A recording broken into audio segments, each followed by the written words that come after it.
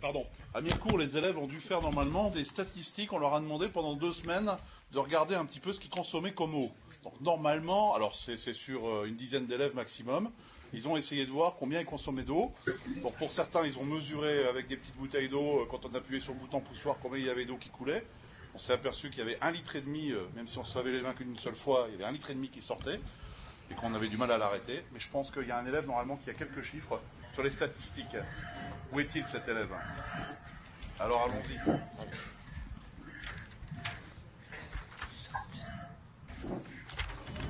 Alors, un élève, il utilise par jour 4 fois 8 litres pour un robinet poussoir.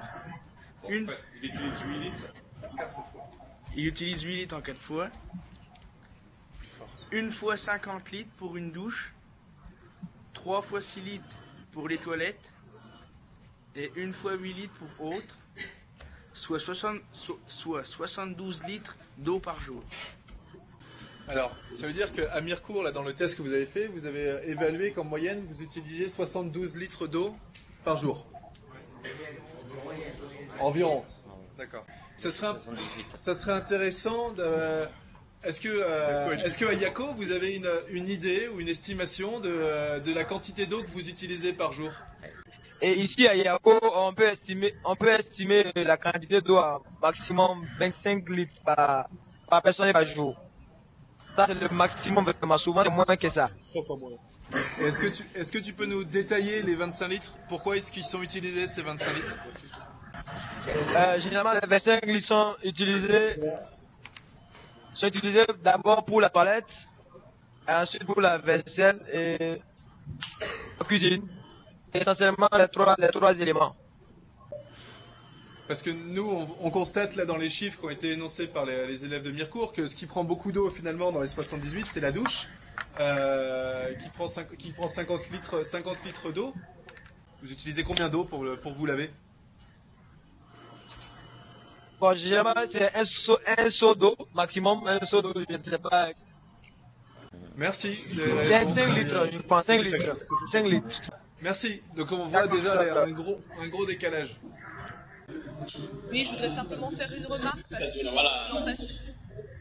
l'an passé, cette classe a confondu tous les usages mélangés. Là, on parle que des usages quotidiens dans le cadre de l'établissement des élèves. Or, si on confond, pour un Européen, si on confond tous les usages mélangés, y compris l'alimentation et tout l'amont des productions, on arrive quand même à une quantité journalière de consommation de 160 litres l'an passé. Sachant qu'effectivement, les mêmes choses n'ont pas été comptées. Dans les 78 litres, ce que j'ai cru comprendre, c'est qu'on a une utilisation directe de l'eau, alors qu'effectivement, dans les 160 litres, on va reprendre toute l'eau qu'on va aussi consommer dans ce qu'on va manger. Le fait de manger de la viande, par exemple, il va falloir faire pousser du blé ou de l'alimentation pour les bovins. On va devoir donner de l'eau également aux bovins. Donc effectivement, dans les chiffres qui étaient donnés de 160 litres d'eau, on intègre toutes les consommations intermédiaires qu'on va retrouver sur l'eau. Alors moi j'ai même des valeurs plus élevées hein, sur les pays européens. On serait à une consommation moyenne de 200 à 220 litres d'eau par jour et par personne, hein, avec tout compris, hein, c'est-à-dire une intégrale sur toutes les activités du territoire, hein, consommation d'eau du territoire divisée par le nombre d'habitants. Et dans les pays d'Amérique du Nord, hein, États-Unis principalement, on serait entre 300 et 350 litres d'eau par jour, à comparer à des chiffres en Afrique où on est plutôt aux alentours de 30 litres ou des choses comme ça. Hein. Louis-Vincent ou Châtillon, vous avez des remarques sur ces questions-là, ou est-ce que vous êtes prêts à passer à l'étape d'après? Quels comportements individuels permettent de moins consommer? Ok, pour améliorer la consommation de l'eau, il y a toujours deux aspects, il y a la technique et le comportement. Moi, je vais bien parler plutôt sur le comportement. C'est comment vous utilisez de l'eau au quotidien. Est-ce que vous prenez une douche au lieu d'un bain?